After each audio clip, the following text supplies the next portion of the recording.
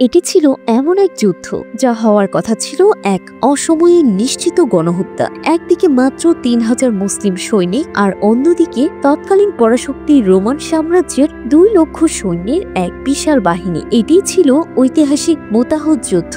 যুদ্ধের কারণ ছিল এক নির্মম বিশ্বাসঘাতকতা। রাসূল সাল্লাল্লাহু আলাইহি ওয়াসাল্লামের পাঠানো একজন মুসলিম দূতকে রোমান প্রতিনিধি সুরাফিল বিন আমর আটক করে এবং নির্মমভাবে হত্যা করে। এই জঘন্য অপরাধ ছিল যুদ্ধ ঘোষণার শামিল। রাসূল সাল্লাল্লাহু আলাইহি ওয়াসাল্লাম নিজে এই অভিযানে যাননি, কিন্তু তিনি ৩,০০০ সৈন্যের একটি বাহিনী প্রস্তুত করেন এবং ৩ জন সেনাপতি নির্ধারণ করে দেন। প্রথমে যায়েদ বিন হারিসা, তিনি শহীদ হলে জাফর বিন আবু তালিব এবং তারপর আব্দুল্লাহ বিন রাওয়াহা।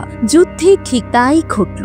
মুসলিম বাহিনী যখন ২ লক্ষ সৈন্যের মুখোমুখি হলো, তখন অকল্পনীয় বীরত্বের সাথে লড়ে একে একে শহীদ হলেন প্রথম সেনাপতি যায়েদ। এরপর পতাকা তুলে নিলেন জাফর রাদিয়াল্লাহু তাআলা। তিনিও ভয়াবহভাবে আহত হয়ে শহীদ হলেন। এরপর শহীদ হলেন তৃতীয় সেনাপতি আব্দুল্লাহ।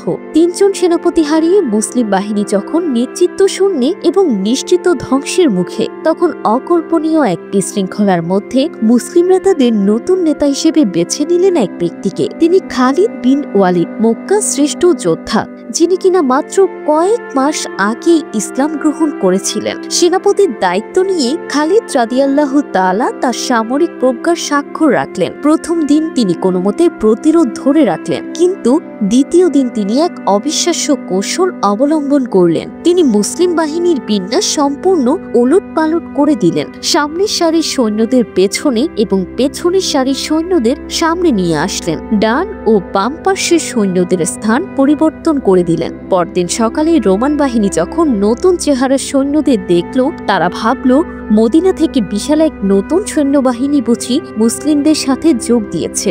এই এক আঘাতে রোমানদের মনোবল ভেঙে গেল। খালিদ রাদিয়াল্লাহু তাআলা, যিনি এই যুদ্ধে একাই ৯টি তরবারি ভেঙেছিলেন, তিনি এই সুযোগে আক্রমণ না করে এক যুগান্তকারী সিদ্ধান্ত নিলেন। যখন রোমানরা দ্বিধাগ্রস্ত, ঠিক তখনই তিনি মুসলিম বাহিনীকে সুশৃঙ্খলভাবে পেছাতে হুকুম দিলেন। এটি ছিল এক ফাইটিং রিট্রিট বা যুদ্ধ করতে করতে পিছিয়ে আসা। রোমানরা মুসলিমদের মরুভূমির দিকে পিছিয়ে যেতে দেখেও তাদের পিছু নিল না, কারণ মরুভূমিতে যুদ্ধ করা ছিল তাদের জন্য মরণ ফাঁদ। খালিদ বিন ওয়ালিদ রাদিয়াল্লাহু তাআলা এভাবেই ৩,০০০ সৈন্যের প্রায় পুরোটাই এক নিশ্চিত ধ্বংসের মুখ থেকে অলৌকিকভাবে বাঁচিয়ে মদিনায় ফিরিয়ে নিয়ে আসেন।